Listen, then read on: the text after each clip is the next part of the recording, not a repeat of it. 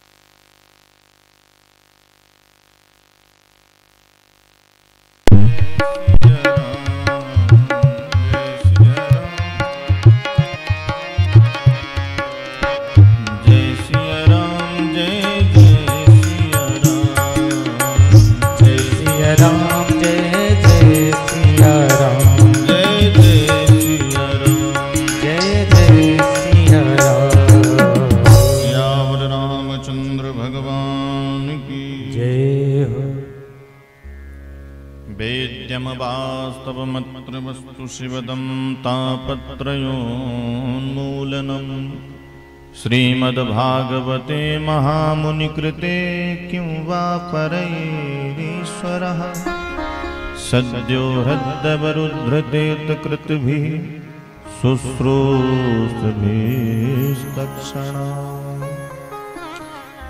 यत् श्रीमद्भागवते पूजित कैतवः परमो धर्मः निरूप्यते। श्रीमद्भागवत का विषय क्या है? व्यास जी महाराज कहते हैं कि श्रीमद् भागवत में परम धर्म की व्याख्या जिस प्रकार से की गई है अन्यत्र किसी ग्रंथ में देखने को नहीं मिल सकती। प्रश्न उठता है परम धर्म क्या है?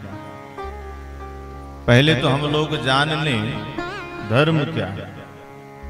धर्म का मतलब कर्तव्य। वेदों में जो कहा गया है वही धर्म है। वेदों ने जो आज्ञा दी है वही कार्य करना धार्मिक होना है, धर्म पर चलना है। तो वेदों में क्या कहा गया है? मातृ देवो भवो, पितृ देवो भवो, आचार्य देवो भवो।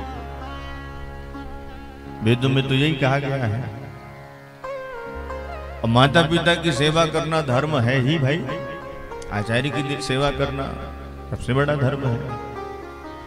तो बेटा माता पिता की सेवा कर रहा है तो धर्म के मार्ग पर चल रहा है, धार्मिक है वो।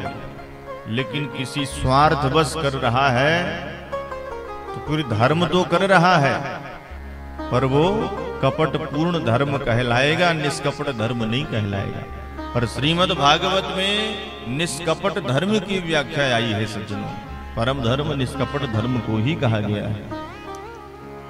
अच्छा, तो लोग कहते हैं कि स्वार्थवश सेवा कैसे कोई कर सकता है भाई? तो उदाहरण से समझिए। पिताजी ने जो भी संपत्ति उनके पास थी भाइयों में अलग अलग सबको बांट दिया, बंटवारा हो गया, पर एक हिस्सा बचा करके रखे अपने पास और वो माल उसी को देंगे जो उनकी सेवा करेगा। और इस लालच से अगर कोई बेटा अपने मैया बाप की सेवा कर रहा है तो धर्म करता हुआ भी कपट पूर्ण धर्म कहलाएगा, निष्कपट धर्म नहीं कहलाएगा।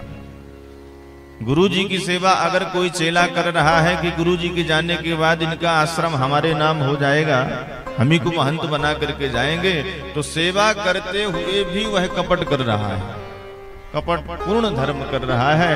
और इस कपट पूर्ण धर्म की उतनी प्रशंसा हमारे यहाँ शास्त्रों में नहीं है, कपट पूर्ण धर्म कहलाया जाएगा। पर श्रीमद् भागवत में निष्कपट धर्म की व्याख्या आती है सज्जनों।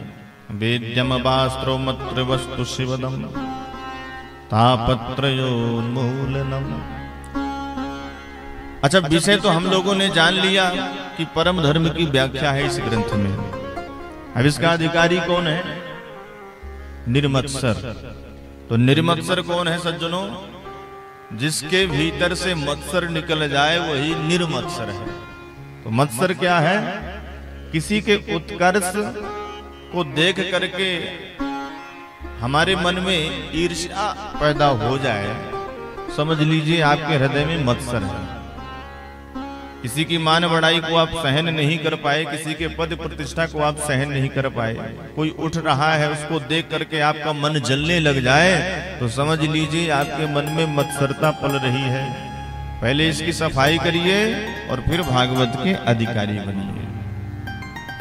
एक होता है मच्छर और एक होता है मत्सर।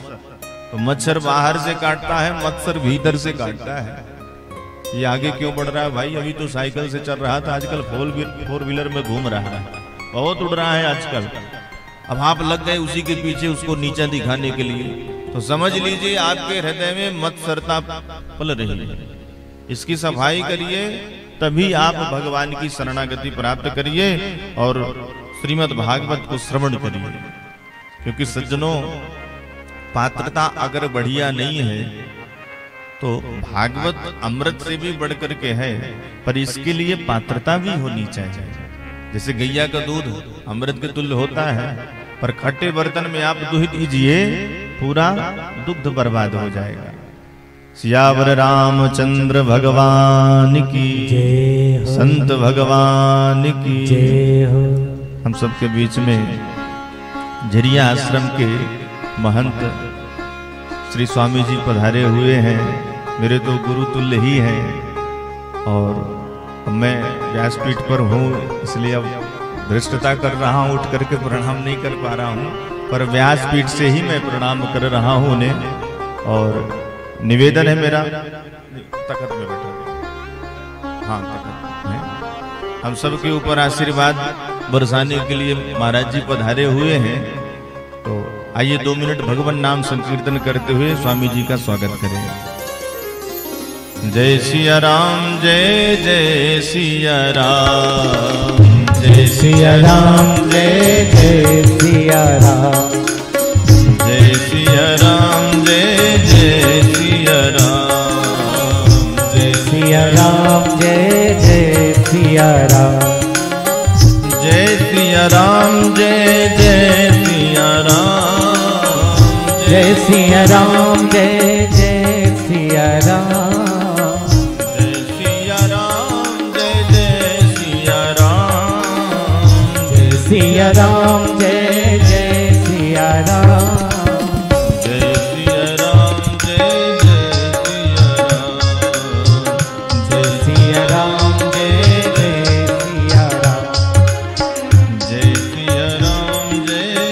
सिया राम, जय सिया राम, जय जय सिया राम, जय सिया राम, जय जय सिया राम,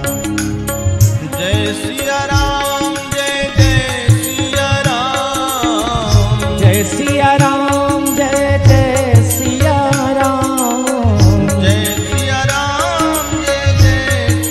राम, जय सिया राम, जय जय सिया राम, जय जय सिया राम, जय जय सिया राम, जय जय सिया राम, जय जय सिया राम, जय सिया राम, जय जय सिया राम, जय सिया राम, जय जय सिया राम, जय सिया राम, जय जय सिया राम, जय सिया राम, जय जय सिया राम, जय सिया राम, जय जय सिया राम, जय सिया राम, जय जय सिया राम, जय सिया राम, जय जय सिया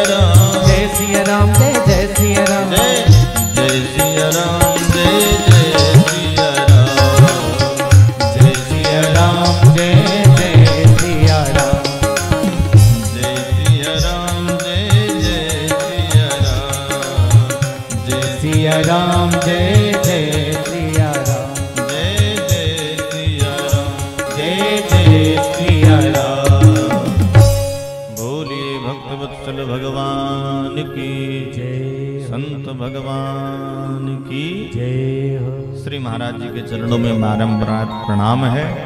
आप सभी अपने अपने स्थान में विराजमान हो जाएं।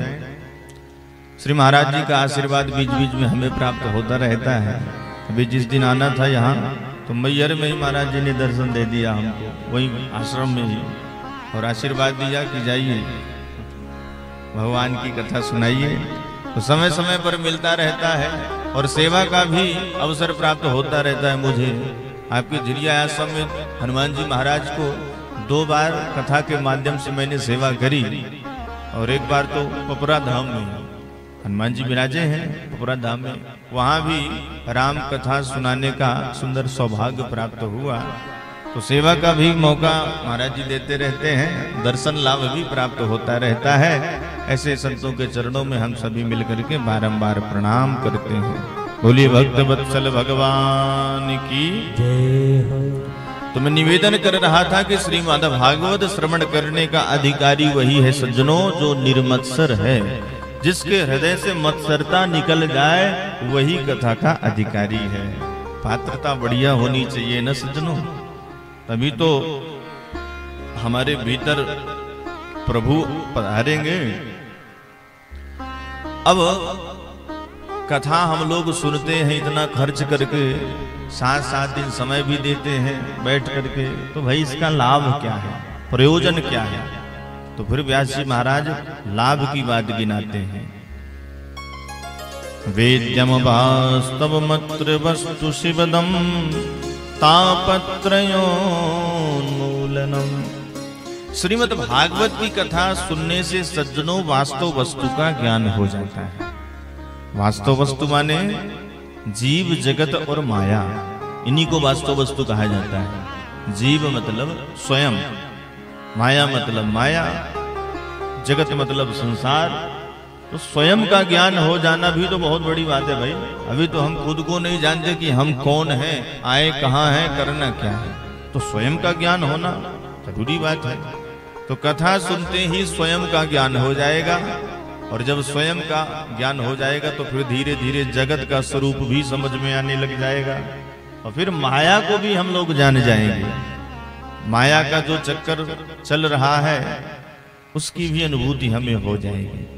तो जीव जगत और माया वास्तव वस्तु का ज्ञान हो जाएगा, और जब वास्तव वस्तु का ज्ञान हो जाएगा सज्जनों तो शिवदम कल्याण हो जाएगा हम सबका। तीनों प्रकार के तापों का हरण हो जाएगा। तापत्रय विनाशाय तापत्रयोन्मूलनम, उन्मूलन हो जाएगा। और इतना ही नहीं, भगवान की कथा श्रवण करते ही भगवान ही हमारे हृदय में आकर के विराजमान हो जाएंगे। सद्यो हृदयवरुद्रते कृतभिः शुश्रूषुभिस्तक्षणा। कथा सुनने का मन बनाने तक ही भगवान हृदय में आकर के अवरुद्ध हो जाते हैं। कथाएं आपने सुनी नहीं है अभी, केवल मन बनाया है कि हमें भी भगवान की कथा सुननी है, भागवत की कथा सुननी है। इतने में ही हरि आकर के आपके हृदय में अवरुद्ध हो जाते हैं, और फिर कभी बाद में निकलना भी चाहें तो नहीं निकल सकते, क्योंकि कैद हो गए भाई, अवरुद्ध हो गए। तो ये भगवान की कथा सुनने का फायदा है सज्जनों। तो लोग कहते हैं कि भाई जब इतना फायदा है, जब हरि ही हृदय में आकर के अवरुद्ध हो जाते हैं तो सब कोई क्यों नहीं सुन लेता? तो सब नहीं सुन सकते। क्यों? क्योंकि जिसके सुकृत होंगे, पुण्य होंगे, वही इस कथा को सुन सकता है, हर कोई नहीं श्रवण कर सकता। जन्मांतरे भवेत् पुण्यम तदा भागवतम लभेत्। जन्म जन्मांतरों के पुण्यों का जब उदय होता है तभी भागवत जैसे ग्रंथ को श्रवण करने का मन रुचि हो पाती है सज्जनों। बोलिए भक्तवत्सल भगवान की जय हो। धागा इसीलिए बंधा है कि कोई भीतर ना आए, दूर से प्रणाम कर ले। अब तीसरे श्लोक में भागवत के स्वरूप को बताया है वेद व्यास जी महाराज ने कि ये भागवत है क्या आखिर। निगम कल्प तरोर गलितम फलम सुख मुखाद मृत द्रव संयुतम पिबत भागवतम रसमालयम मुहुरहो रसिका भुवि भावुका। निगम कहते हैं वेदों को। श्रीमद् भागवत वेद रूपी कल्प वृक्ष का पका पकाया फल है सज्जनों। किसी ने कहा कि वृक्ष से उपमा दी गई वेद की, भाई वृक्ष तो जड़ होता है। तो वेद व्यास जी कहते हैं कि साधारण वृक्ष से नहीं, कल्प वृक्ष से उपमा दे रहे हैं। कल्प वृक्ष किसे कहते हैं? कल्प वृक्ष के नीचे बैठ करके जिस वस्तु का आप चिंतन करोगे प्राप्त हो जाएगा। उसी प्रकार हमारे वेद हैं। वेदों में हमारे ऐसे ऐसे मंत्र हैं सज्जनों, उन मंत्रों को निष्ठा पूर्वक आप जप करिए, जो आपको चाहिए वह आपको प्राप्त हो जाएगा। इसलिए कल्प वृक्ष कह दिया। तो वेद रूपी कल्प वृक्ष का पका पकाया फल श्रीमद् भागवत है।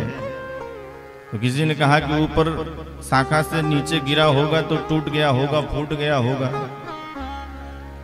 तो व्यास जी कहते ना, टूटा फूटा फल नहीं है, क्योंकि शाखा पर शाखा आकर के नीचे प्राप्त हुआ है। सबसे पहले नारायण की शाखा से टपका तो ब्रह्मा की शाखा पर अटका, ब्रह्मा की शाखा से टपका तो नारद की शाखा पर लटका, नारद की शाखा से टपका तो व्यास की शाखा पर अटका, और व्यास की शाखा से टपका तो सुखदेव परीक्षित के माध्यम से सूतादि ऋषियों को हम सबको यह फल दिव्य प्राप्त हुआ। तो शाखा पर शाखा टपका है, एकदम से धम्म से थोड़ी नीचे आया है कि फूट गया हो। तो किसी ने कहा महाराज फल में छिलका होता है, गुठली होता है, तो फल तो चूसा जाता है, पर आप तो कह रहे हैं पिबत भागवतम, पियो। अरे फल भी कोई पीता है क्या? आम के फल को चूसते हैं। तो व्यास जी महाराज कहते देखो भाई, जिस फल में गुठली छिलका होते हैं उसे चूसा जाता है। अब इसमें ना छिलका है ना गुठली है, रस ही रस भरा पड़ा हुआ है, कृष्ण रस ही है। तो बढ़िया चकाचक कान के दोना संभालो और पियो। आज कोई वस्तु है ही नहीं इसमें, रस ही रस भरा हुआ है, तो पियो बढ़िया चकाचक आनंद पूर्वक। तो किसी किसी पिला रहे महाराज। व्यास जी ने कहा वैसे तो सार्वजनिक प्याऊ हैं, लेकिन फिर भी रसिक और भावुकों को ज्यादा पिलाने में आनंद आता है, क्योंकि जो प्यासा होता है पानी पिलाने में उसे ही आनंद आता है। इसलिए रसिको भावुको आओ कान के दोना संभालो और चकाचक भगवान की कथा पियो। तो श्रीमद् भागवत की कथा रसमयी है, कृष्ण रसी भरा हुआ है, बड़ा सुंदर है, मीठा है, इसलिए आनंद पूर्वक इसको पीना चाहिए।